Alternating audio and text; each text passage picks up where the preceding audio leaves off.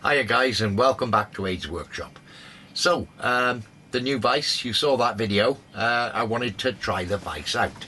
So I thought the first thing I'll do, I need to make some carriage stops for the mini lathe. So, enough chat, let's just get on with it. Okay, so giving the vise a try out, blocking up this piece of aluminium.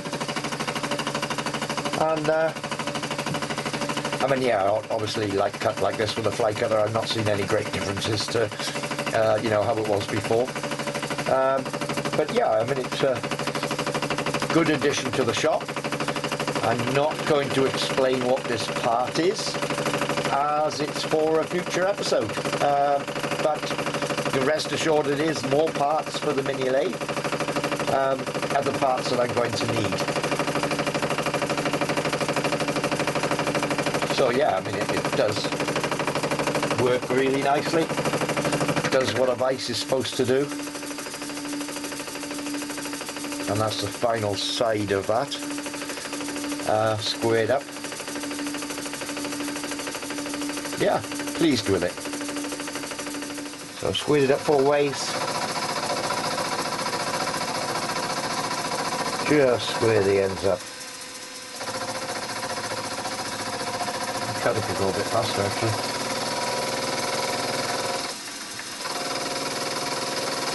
Just run a spring past there.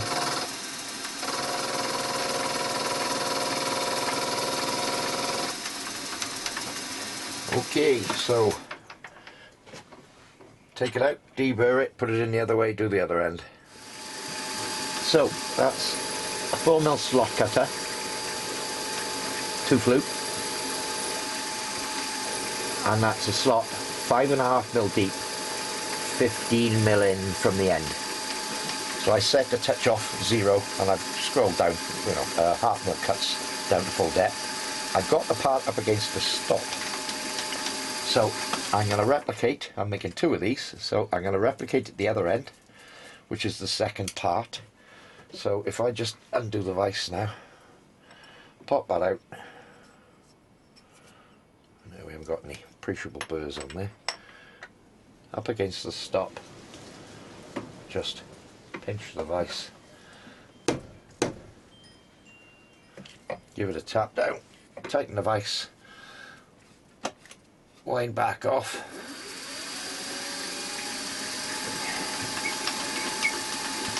and that should be about 0.2.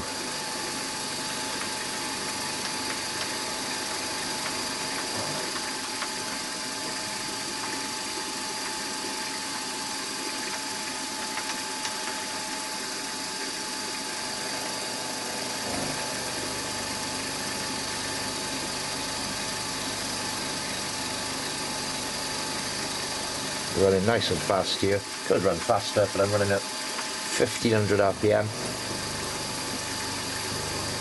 Take it nice and gentle.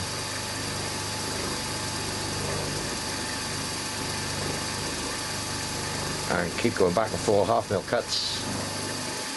In fact, that was about 0.75, that one. So was that one.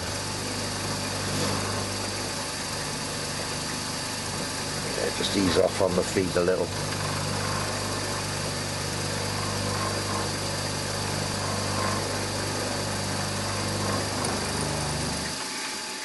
So 45-degree cutter, back up on the 0. I've already done the other end and I set a stop on depth. So just winding down, cutting as I go back and forth to a depth.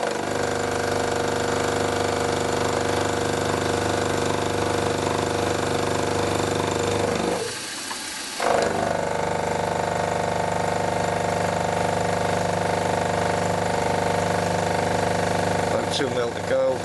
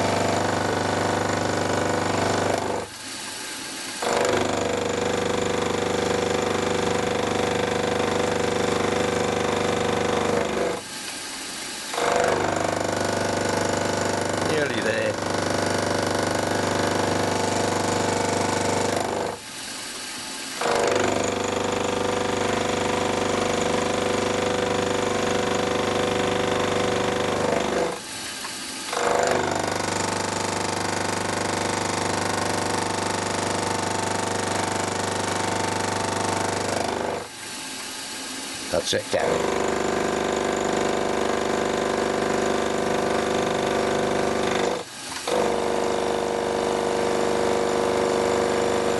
Okay, so from that 0 position, a little bit of WD, I need to flank it now, 1 mil either side. So I'm going to go 0.25 at a time. So there's 0.25, and I'm taking off the left hand face, Clyde milling this.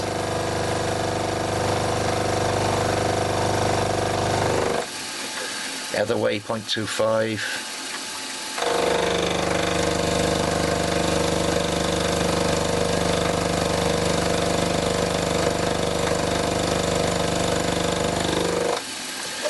Back to the left hand side at 0.5.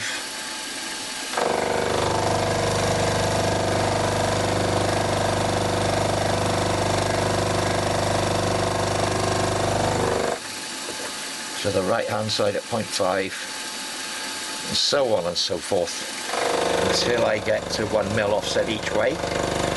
Now I arrived at that figure. When I did the other end, I sort of did 0.5 each way, had a look at it on the bed of the mini lathe, went the other way, had a look at it, sort of crept up on it, 0.1 offsets at a time, and as it happened, about 1 mil looked about right. I mean, I could have gone deeper, but 1 mil looked about right. So that's 0.75 that way, and that's both sides of 0.75. I'll just do a 0.9 this way now. Leave a nice gentle finishing cut, get a better finish. That's 0.9 there. 0.9 there.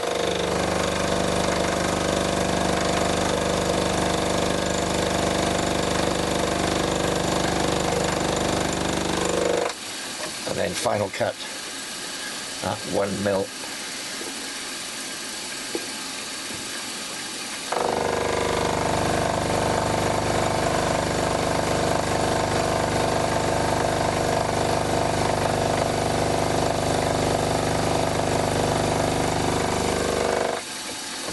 And 1 mil the other way.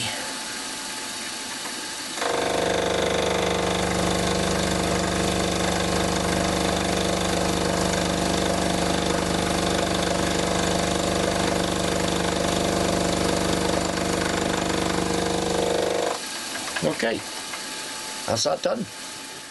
Okay, so that there sits on there like that. Yeah.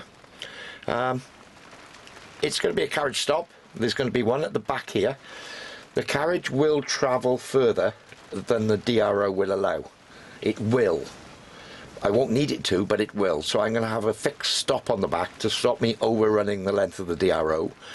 And again at the front, so hence why I've got 2 of them. Obviously I'm going to cut these off now, and then there's going to be a clamp plate for the underside, and then an Allen bolt so we can lock them in position.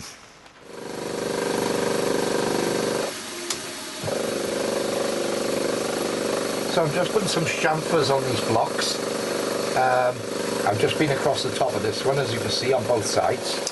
So one setting, stop the cutter, get the tooth off the job, run it back the other way, take the part out, flip the part 180, back in,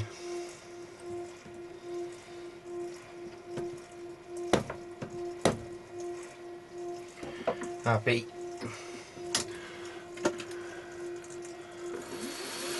cut again. So then I'll rotate 90 degrees again against that back face and down, and I'll get the same size chamfer all the way around.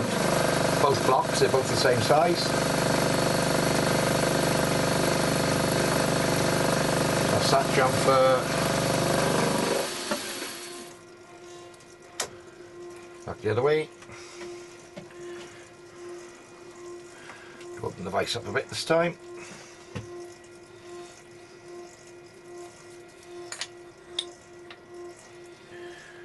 So I can do the ends now.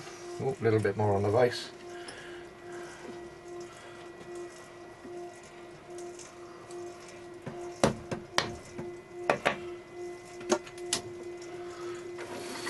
So same setting, because we're the same distance up and we're the same distance away from the fixed point. So that end, flip 180, other end, do the same on the first block, and that's the chamfer around 4 edges. So no messing about trying to get the chamfers the same size, and no messing about with the arrow.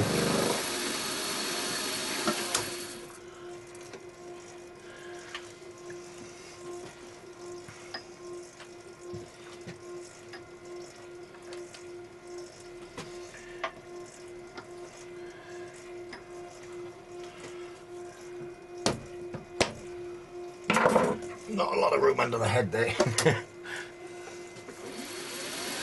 So yeah, very neat. Equal chamfers on all the edges with no setting. One hit.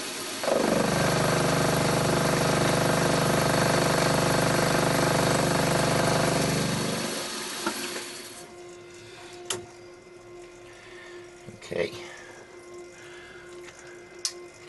Put the other block up.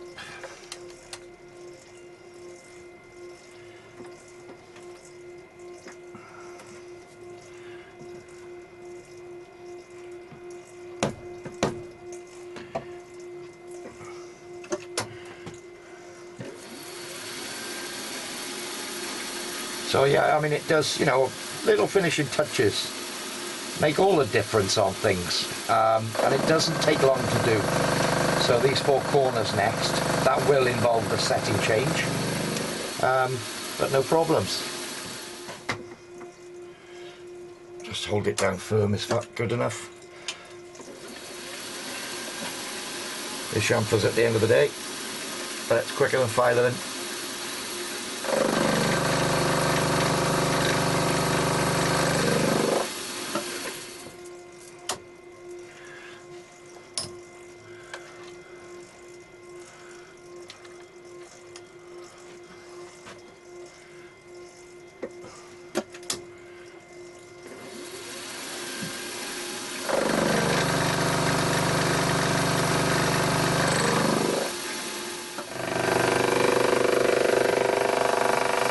So what was left of the bar that we got those 2 pieces out of, I've cut in half to make the 2 clamps.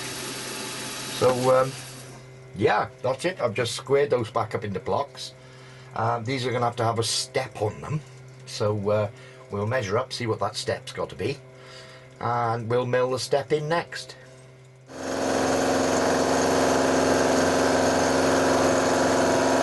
So 11mm back, 8mm deep. Just taking 3mm at a time, and I got to 7.5 deep in one go. Seems to cut nicely. New vise is holding out well.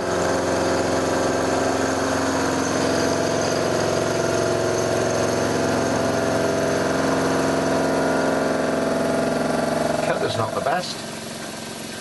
Probably get a little bit less vibration if I had a tidy cutter in there. Anyway, so that's 9mm back. It's a 12mm cutter.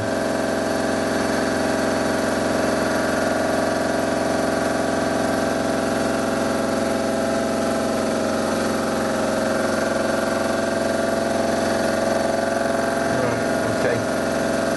So I think I'll go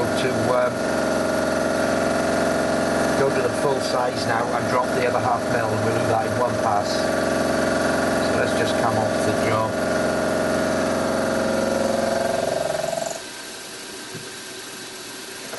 So wind towards me and Y to the 11mm mark, which is there. Down to 8mm depth. Down with my quilt. Here we go. Right.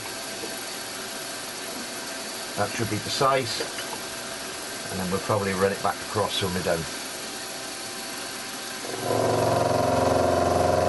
So it's an 11mm step, 8mm deep, 12mm cutter, and do that in one hit.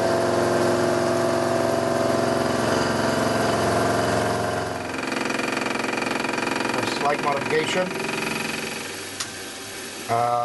The rack on the underside of the bed is in the way for the front one. I'm going to make them both the same, so Yeah, I needed to take 4mm off this overall length, that's all. So just fly cutter up. I have 4 1mm cuts. There we go. One more mil after this.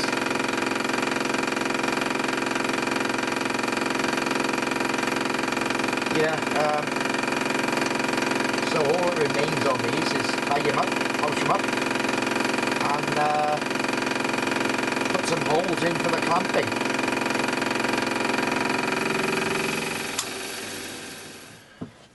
So M5 bolt.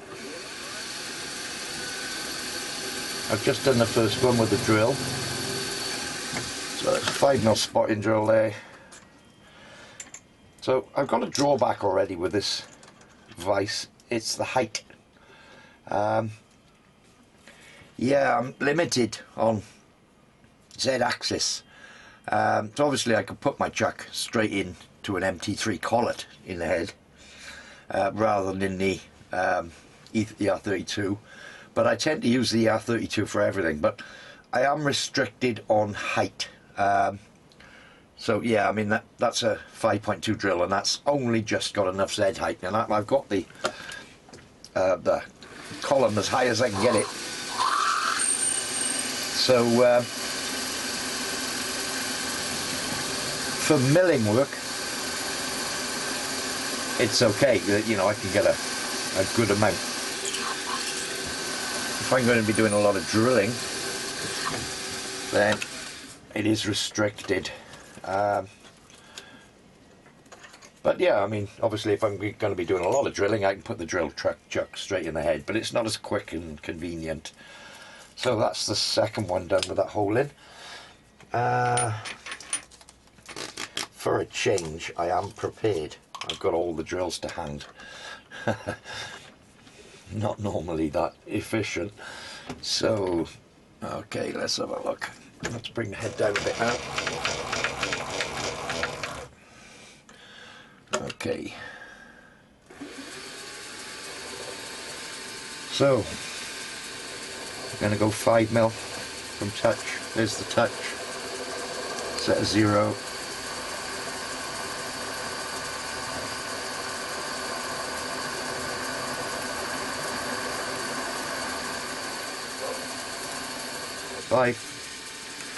What's that one done?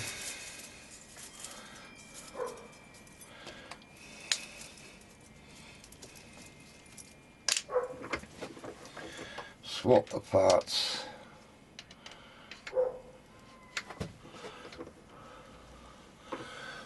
And do this one the same.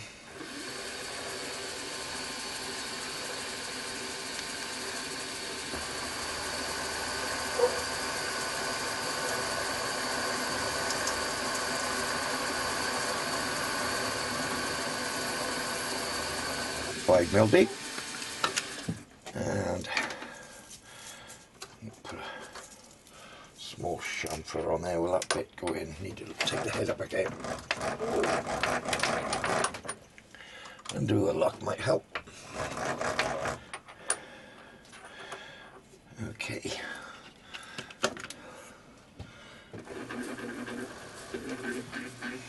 I fit that one under just. Okay, so that's those done. So I'm going to need an M5 tapped hole in the small part in the bottom. I could do it that way up. I could. These are narrower, so I need to reset the centre that way. But from the end, the hole's the same, so I can set that back edge. Let's do it.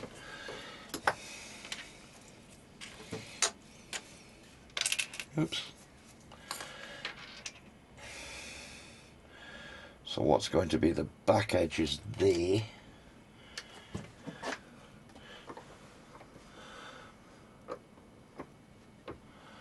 Now my stop just moved slightly.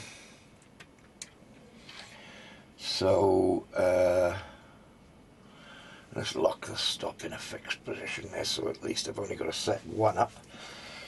Right, I'm going to mark out 6mm back, centre line, couple of scribe lines, pick up on it with a spotting drill. And it's not critical, this. So let's mark that out first. Okay, got the middle of that. Let's mark that one. Pop him out. Get the other one.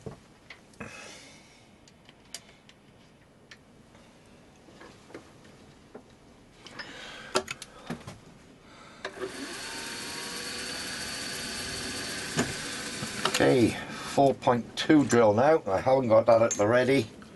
So 4.2 drill.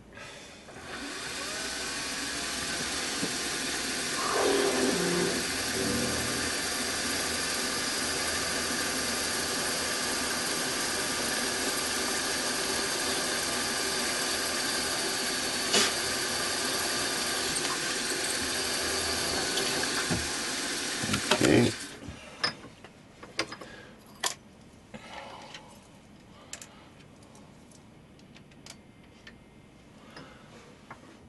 Quick swap over to the other one.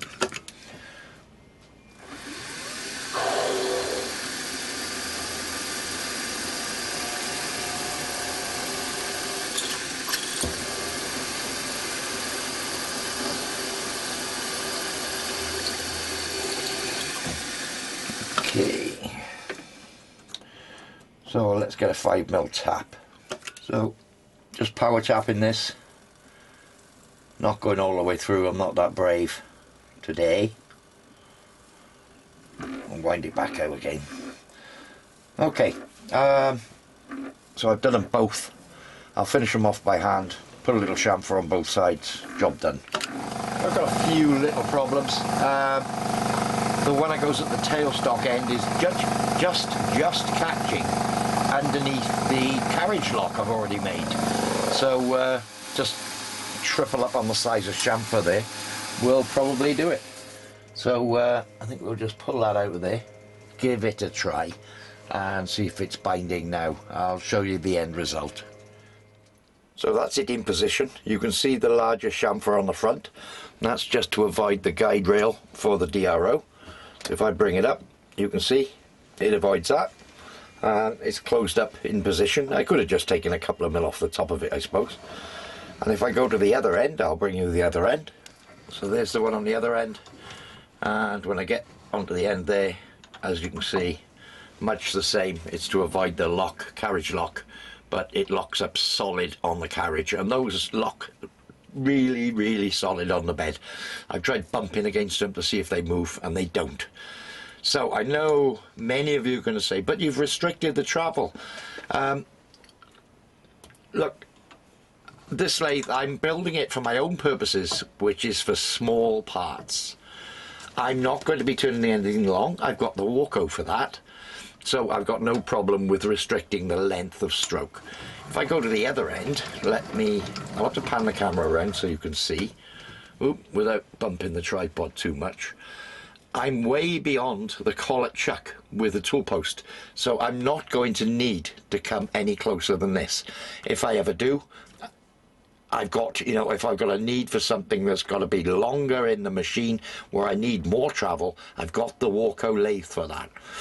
So again, just to elaborate, I've got this part here, which is in the way of where a tailstock would be.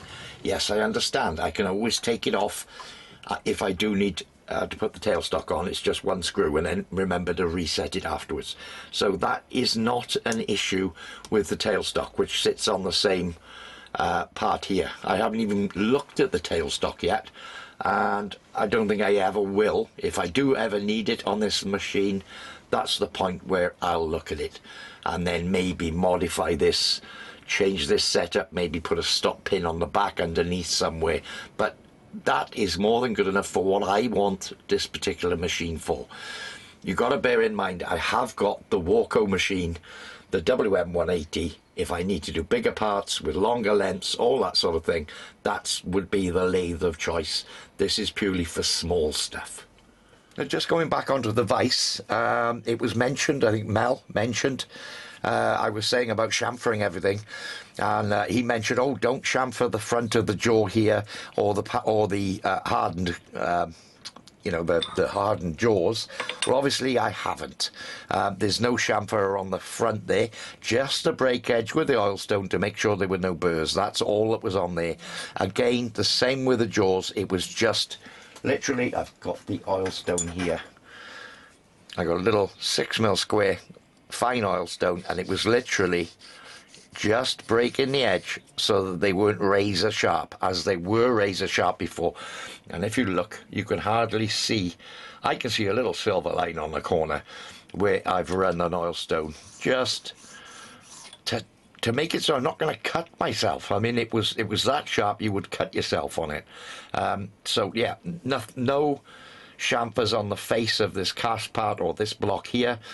And the jaws, it was purely just removing sharp edges. It's not a chamfer, it's a sharp edge removal. And that was done with an oilstone, not a file, obviously, because they're hard. So I've been messing about. As you can see, I got a clock set up on my spindle mag stand. Let me just wind off the carriage. Right, okay, so I'm not touching the clock there. If I just come back in until my clock reads 0.